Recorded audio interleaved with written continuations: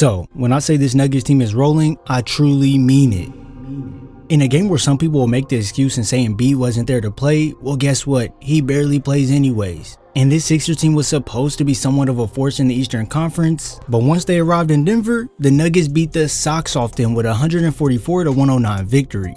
It's not very often you see a team shoot 61% from the field while also shooting 51% from deep, but when you have a squad like this Denver Nuggets team who is connected on a whole different level, this is exactly what you get. This offense truly puts fear in the opposing team based off how relentless they are, so just when you think Philly should be able to grab the rebound with two players right under the basket, well, you would be wrong, because you have this guy right here ready to beat them both to the ball, and then once he does, Brown goes right into the chest of PG to lay this in. This pressure they put on the defense can be very hard to keep up with, because when the ball moves from one player to the next, this team is always looking for the next open man for the best shot on the floor. And here you can see once Westbrook catches, he's already looking ahead, and with precision, he's able to hit Jokic who's cutting right down the middle, and this one is basically a warm-up bucket.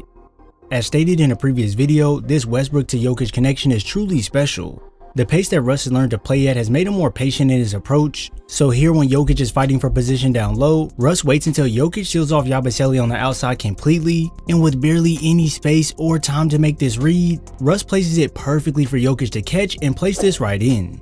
This opening quarter had Russ's fingerprints all over it as he set up teammates play after play, and like the patience we just touched on, Westbrook is able to get right into that paint after snaking in front of Gordon to take him out the play. So now with Drummond having to help slightly, this lets Jokic get the perfect position down low, so once the pass is made, he can feed the up fake to get Drummond a bite, and then spin back the other way to sink this hook shot through the contact. I know some people hate to hear it, but moving the ball is way more valuable than ISOing out and trying to go score. Because if you look at this play here, Westbrook could decide to burst to the rim attacking this right side, but he will ultimately be met by Paul George down low. And this isn't to say that he couldn't drop it off to Jokic at that point, but with Paul being the only backline defender, when Russ passes to Jokic, this immediately makes PG have to step up as Jokic is beating his man who's ball watching heavy, and I want you all to look at the backside. Do you see something interesting? Well, I hope you do, because it's Aaron Gordon loading up, and here comes the explosion. On the receiving end from connection. That's truly all it takes to beat teams. When you're able to get out in the open floor and outscore your opponents 39-7 on the fast break, it says a lot about the motor this team has, and when you have two guys who can play make at a high level, well here comes the easy ones in close. Not only did Westbrook set up guys himself, he would make the correct pass up the floor to get the whole play started, and when your team just has more heart than the ops, these runouts start to become contagious. You'll see here that Jokic wastes no time flinging the ball down the court like an NFL quarterback to set up Aaron Gordon for a confident pull-up in transition. Off the maxi turnover, Jokic once again gets it out of his hands quickly to find Russ for a pull-up three of his own. And then on this action, I want us all to look at the gravity Jokic has to break teams completely. When working out the post, Jokic attracts the double, but let's pause it right here. With the defense having to shift over to cover the other players on the floor, when Jokic looks towards Watson at the top of the key, this makes Yabusele jump out. At the exact same time, Aaron Gordon starts to cut to the basket, and this simple cut right here is very important because it makes both Philly defenders sink in to try and take it away. This here is all just a decoy for Jokic, as once you make the mistake of leaving guys open, he can get it there in a swiftness. Now with Paul George having to close out aggressively due to Murray's shooting threat, Jamal is able to attack the closeout to collapse the defense, and look what we have here. Jokic decided to space out after the defense forgot about him off the double, and this one is straight cash. This amazing first quarter play got the Nuggets out to a 35-27 lead going into the second, and they certainly didn't let up.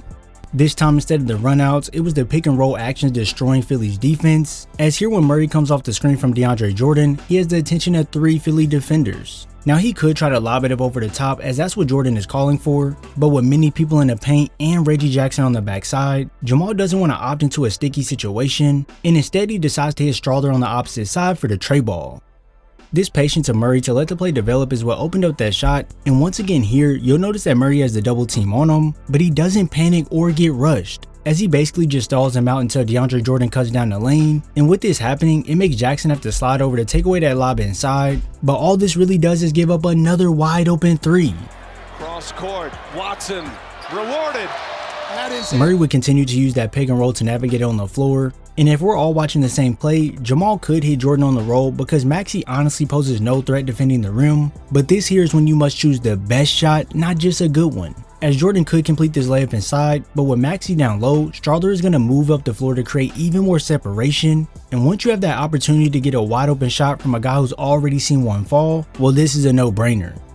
That pick and roll action was just something Philly struggled with guarding, as they would miscommunicate on switches, leaving one guy left open with another guy nearly triple teamed, and honestly, Gordon can pick his choosing. He can either hit DeAndre on the backside who's ready for that lob, or he can go ahead and send it to the high hand who's locked and loaded ready to fire. That's how they create offense.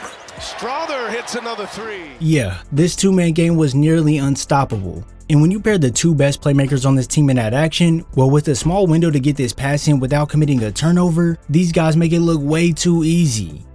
When watching the second quarter, it looked like Philly had no care in the world to stop open shots, as no one came out to help on this pin down, which allowed Strawther to hit another wide open three.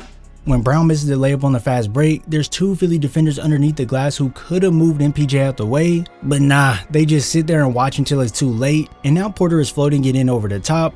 And even when they do get back and actually try and stop the Nuggets from scoring, they're essentially too weak. Right there is what got the three for Yabba. I mean, seriously, it's one thing to give up the and one, but when you allow this spin move to knock you all the way to the ground with no one there to help you out, this is when you know this Philly team is in shambles. If you think I'm trolling, well, I'm not. The 76ers really just gave up. The Nuggets started running three-man weave type actions to convert quickly. Guys were allowing MPJ to set up shop outside while closing out slowly, which is certainly a no-go. And when Russ attacks the paint here, the defense once again falls asleep on that opposite corner cut. And even though Brown misses the initial layup, he gets it right back and goes up to get an and one. He told me when he subs out of the game. In just 3 quarters, the Nuggets were showing Philly that they weren't a match for them whatsoever, and they made it all look like easy work. Jokic recorded a triple-double without even needing to play in the fourth quarter. Jamal Murray had an extremely slow night, but it didn't even affect the Nuggets. And when you're facing a team that has no fight, this is when you give guys major confidence, as Strawther came in to knock down 5 threes to record 23 points. I know a lot of people had some things to say about this team early on and that they probably wouldn't be contenders this season, but boy oh boy have things changed. You no longer have to worry about the bench minutes as much, as now you have Russell Westbrook who can play either with the starters or lead the second unit.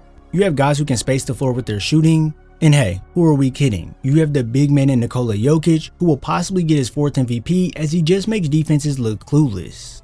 I don't know about you, but me, I'm buying all the hype. I believe this team is not someone wants to see in a 7-game series due to the way they connect with each other on the court.